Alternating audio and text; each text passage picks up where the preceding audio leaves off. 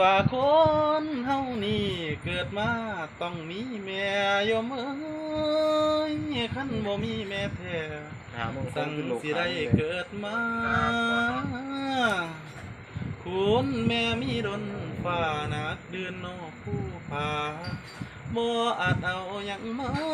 คันสั่งสาเทียมใดไผผู้ลืมคุณแก้ว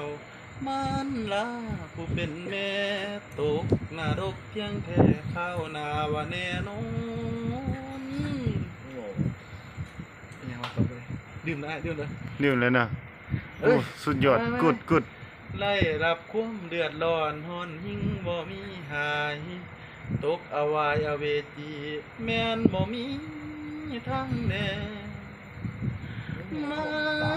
นนักเกวมีคนอันนั้นเนกบ่อาจรับอันนั้นทวนคุณ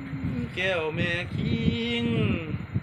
แม่นสิเอาแฟนผ้าเป็นกระดาษห้องเขียนเอาพวกเขาเป็นปากกาขีดเขียนพักเจ้าเอาหน้าที่ท่านนามสมุดโทกวงใหญ่มาเป็นมือขีดแต้มพระคุณเจ้ากะบอกคุณแม่ใดกะรอคุณพ่อกะคือกันอันนั้นตังกลับไปกับบ้านได้อะไรอ่ะ